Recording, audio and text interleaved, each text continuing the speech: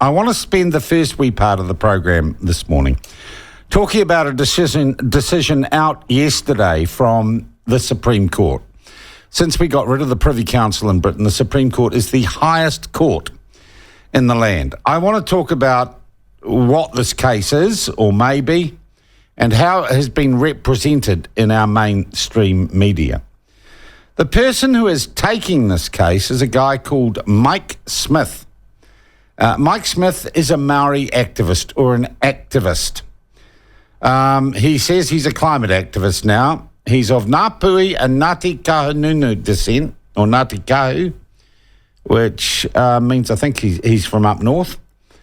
And he's going to have a full case heard in court after the Supreme Court, our Supreme Court, ruled yesterday that his case against 7 big polluters, they call them, this is the RNZ coverage, for their roles in causing climate change, that case can proceed. Apparently, Mr. Smith is not seeking monetary compensation. He just wants a safer world. Now, in case his name might seem familiar, I'm pretty sure he's the guy who chopped down the tree on One Tree Hill. So he's got a bit of form, Mr. Smith. But our mainstream media think this is the greatest thing since sliced bread. Amongst the companies being sued are Genesis and Fonterra. They say the hearing of this court case, which I imagine is going to take months, if not years, it will tie up hundreds of thousands of dollars of government resources as the highest court in our land tries to reach a ruling and navigate to what extent some large New Zealand commercial enterprises are contributing to a specious claim of man-made climate change, which is constantly losing credibility as sea levels don't rise, as Wellington and Auckland are not awash in water, as penguins don't die in huge numbers, as the world goes on pretty much as it has. But our activist Supreme Court has decided that it wants to be woke. I want to read to you this morning the coverage of this issue on page 2 of the Post newspaper. It is written by a woman called Olivia Wannon, and it's headlighted environment rather than legal. And here's what she's analysis. 7 of our biggest polluters will have to defend their continued use of fossil fuels and methane belching, not methane producing, but belching livestock in court. The Supreme Court unanimously sided with an activist. Now, Greenpeace who come, and of course Greenpeace, the people who grift most internationally and most successfully off climate change, Greenpeace say it's a hugely significant win. For the years, the lawyers will battle it out in the lower and upper courts, according to this story. The polluters will have the prospect of a declaration that their activities are unlawful hanging over them. They're just in business, you know. It took nearly 5 years from the time Mike Smith filed his claim against the polluters in 2019 to reach a decision that the case would proceed to a full hearing with expert evidence and witnesses.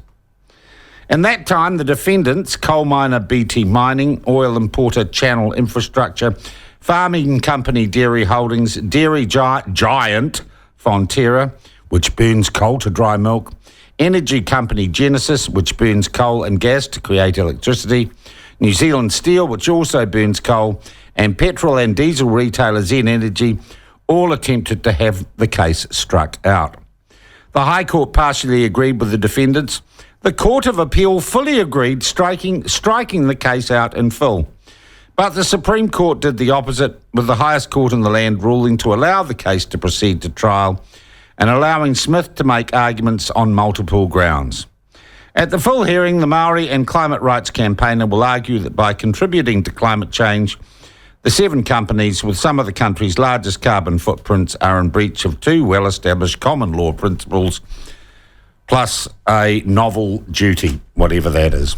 So this has been going on now for 5 years. I do not know how much money that could have been spent, I guess, on violence prevention programs, on supporting young families struggling with kids, on preventing, I don't know, parents beating their kids, on health and welfare for all sorts of disadvantaged groups. It beggars belief how much money, how much court time has been taken up on this. And I would imagine for Mr. Smith, the activist, it's going to be an expensive exercise to get all his ducks in a row to argue that somehow being in business and burning coal, which is completely legal to do in this country, somehow is illegal or is somehow destroying the planet or damaging Mr. Smith. What a waste of time. What a monumental piece of stupidity. And clearly already Olivia Wannon, who calls these people polluters, they're not. They're businesses. They're businesses that provide jobs, sustenance, energy, warmth for many, many New Zealanders. Olivia, they're not polluters. And in fact, by reporting them as polluters, you are prejudging the outcome of the trial. They are people involved in legitimate and legal business in this country, and there are side effects, and they are working towards ameliorating those side effects, though I think largely those side effects to the environment are over-egged. Many of those companies are saying tying them up in this meaningless, virtue-signalling woke litigation will simply make it more difficult and take resources away from the attempts they are making to minimise the environmental impact of their operations, to use technology and research to find ways to do things cleaner and greener. But I guess Mike Smith isn't a guy who's into nuances like that. Mike Smith is a guy who takes an axe to a tree he doesn't like because of its cultural background.